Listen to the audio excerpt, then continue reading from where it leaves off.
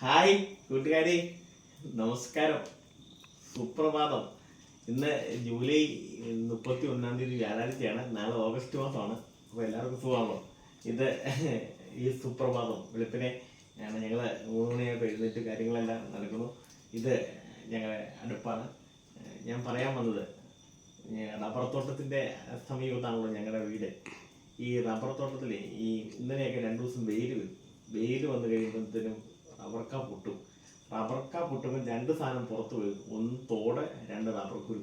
പണ്ട് ഈ സ്കൂൾ വിട്ട് വരുമ്പോഴേ ഉണ്ടല്ലോ ഓടി റബ്ബർ തോട്ടത്തിൽ കൂടിയാണ് വരുന്നത്. അപ്പോഴത്തേനും നിറച്ച് റബ്ബർക്കാക്കുരു കിടക്കും. അന്ന് റബ്ബർക്കാക്കുരുവിന് കിലോയ്ക്ക് 2 രൂപ 1 രൂപ ഒക്കെ ഉണ്ട്.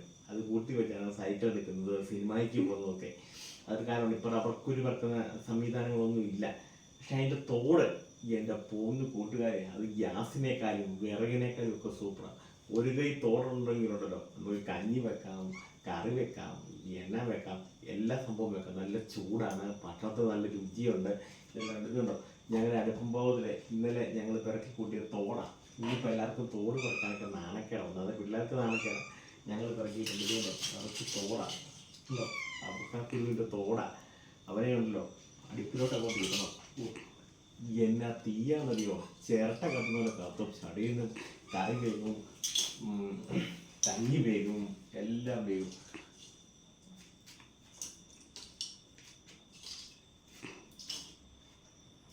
എൻ്റെ പൊന്നു കൂട്ടുകാരെ,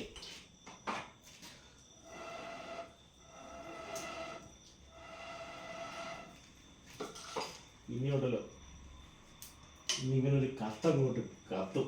എന്നാ ചൂടാന്നറിയോ, ചിരട്ട കത്തുന്നതിനെ കൊണ്ടൊരു ശബ്ദം കൂടെ കേട്ട് കഴിയുമ്പോഴത്തേനുണ്ടല്ലോ ഇവനങ്ങോട്ട് കത്തി അങ്ങോട്ട് കയറും.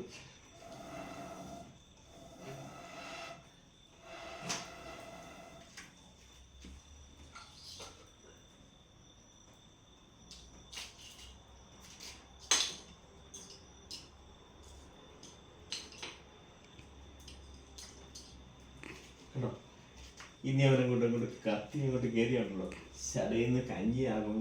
പെട്ടെന്ന് നമുക്ക് കറി വെക്കാം, നമ്മുടെ കൈയും കാലും ഒക്കെ ഒന്ന് ചൂടാക്കാം. യാതൊരു വക അങ്ങനെ ആടിക്കത്തൊന്നുമില്ല. പക്ഷെ തീക്ക് ഭയങ്കര ചൂടുണ്ട്. ചടയിൽ നിന്ന് തന്നെ സംഭവമെല്ലാം കത്തുന്നുണ്ടോ. നല്ല സൂപ്പർ സാധനം. ഇവരെ അങ്ങോട്ട് ഇച്ചിരി വെയിലും കൂടെ വന്ന് ഇവരെ അങ്ങോട്ട് ഉണക്കിയും കൂടെ അങ്ങോട്ട് എടുത്താൽ കൊണ്ടോ എൻ്റെ പൊന്ന് കൂട്ടുകാരെ, വിറക് വേണ്ട, ഗ്യാസ് വേണ്ട, ഒന്നും വേണ്ട. ഇതുണ്ടോ, ഞങ്ങളിത് ഒരു ചാക്ക് തോട് പിറക്കി വെക്കും. ഇപ്പോൾ തീരാറായി. ഇപ്പോൾ കഞ്ഞി ആയി, ഇനിയിപ്പം കറി വെക്കും, ഇതെല്ലാം വെക്കും. വളരെ പെട്ടെന്ന് തന്നെ എല്ലാം റെഡിയാവും. അപ്പോൾ ഇത് നാട്ടുപ്രദേശത്തുണ്ടായിരുന്നൊരു പഴയ സമ്പ്രദായമാണ്.